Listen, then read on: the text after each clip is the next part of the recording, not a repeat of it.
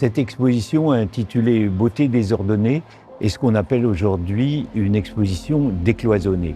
On a 5 galeries qui chacune est d'un domaine différent et qui vont depuis le Moyen-Âge jusqu'à l'art contemporain. Les œuvres sont disposées selon une méthode que j'appellerais une méthode d'analogie visuelle.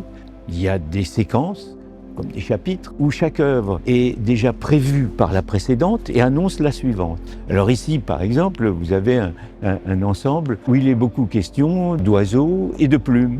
On ne pense pas immédiatement, quand on voit cette affiche lacérée de Villègle, on ne pense pas immédiatement à un oiseau. Or, si vous mettez devant cette vitrine et que vous voyez ce magnifique phénix du XVIe siècle, immédiatement, vous pouvez faire l'association et cette forme qui n'est pas forcément définie devient du coup un oiseau.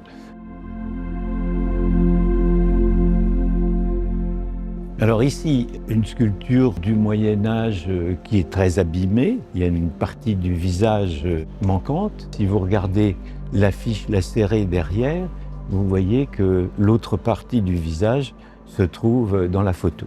Il y a toutes sortes de petites présentations un peu humoristiques comme ça qu'on trouve à travers l'exposition.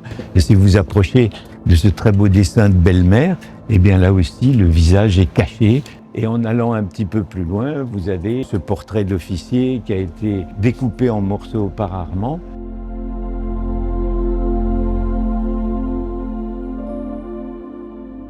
Là, vous avez une série qui est extrêmement simple parce que ça part de ce tableau de Proveller, un Man Ray de généalogie enluminée du Moyen-Âge et puis ce très beau livre fait pour le prince de Condé. Et on passe aussi toujours dans ces espèces de cercles avec des ammonites, etc.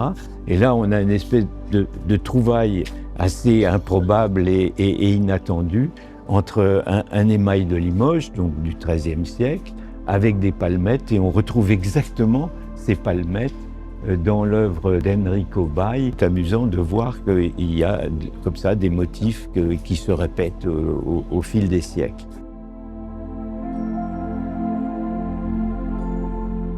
Cette question de la représentation de la profondeur dans la peinture, vous voyez comment au XVe siècle, les artistes cherchent à représenter cette perspective, soit en bas-relief, soit sur des peintures, en mettant ces petites colonnettes qui nous amènent à une répartition de la surface, cette devanture de magasin par cristaux, dont on trouve l'équivalent ici dans les peintures de Pompéi qui ont été représentées dans ce très bel ouvrage. Il y a une toute petite devinette, parce qu'on est donc sur des magasins et des devantures, ce JC, Jésus-Christ, et on passe là à toutes sortes de représentations de la vie de Jésus dans ces petits ivoires qui entourent une œuvre de Niki de Saint-Phal, qui s'appelle d'ailleurs Cathédrale, et où on trouve aussi les crucifix et les gargouilles comme Notre-Dame de Paris. Alors ici, on part d'un tableau abstrait, mais quand on y regarde de près, il y a quand même une croix au milieu qui est centrale,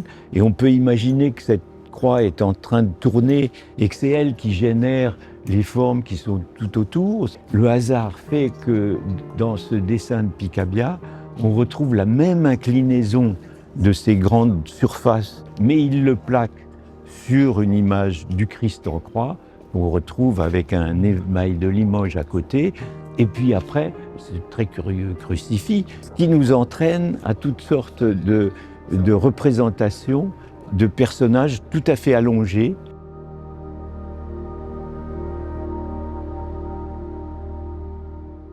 Ici, on a le très bel ouvrage de Vézal, extrêmement célèbre parce que ça a été le premier grand livre représentant des anatomies humaines. Mais il y a ici une dame toute nue dont on ne sait pas si elle dort ou si elle est morte et qui va être attaquée par un monstre.